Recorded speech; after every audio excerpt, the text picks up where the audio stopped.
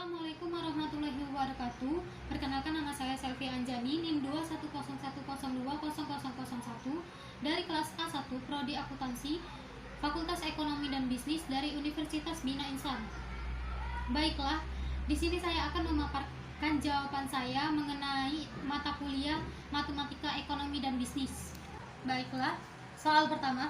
Dalam hukum permintaan, dijelaskan bahwa semakin rendah tingkat harga suatu barang akan semakin banyak barang tersebut yang akan diminta, dan sebaliknya. Mengapa pada saat hari raya harga-harga barang itu semakin naik, tetapi permintaan juga semakin bertambah? Jelaskan mengapa. Oke, baiklah, saya akan menjawabnya. Mengapa hal itu terjadi? Karena menurut saya ada beberapa hal yang memengaruhinya. Yang pertama, pendapatan.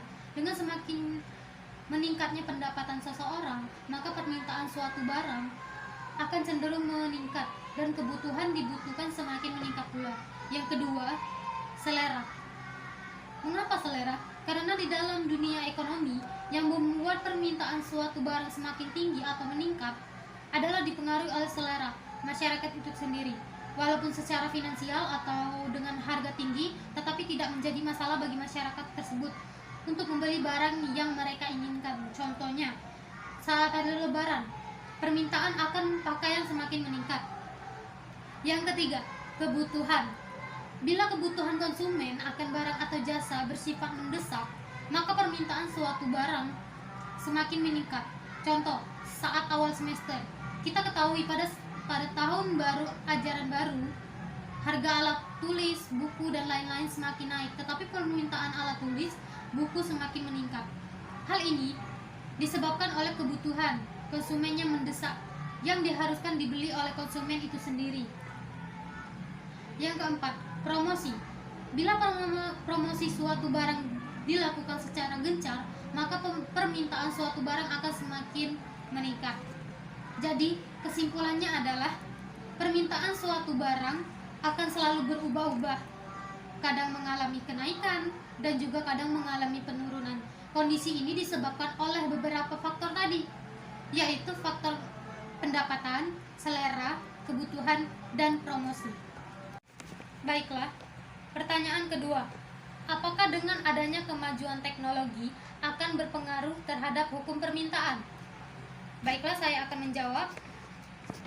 Dari soal tersebut, maka adanya kemajuan teknologi sangatlah berpengaruh terhadap hukum permintaan atau penawaran, karena setiap kegiatan ekonomi sekarang berkaitan erat dengan teknologi. Misalnya dalam hal pemesanan barang dapat mempercepat proses pemesanan karena adanya internet.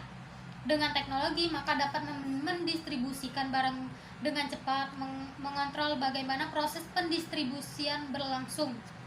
Selain itu, barang yang dipesan dengan mendesak pun dapat terbatasi dengan adanya teknologi atau komputer atau internet.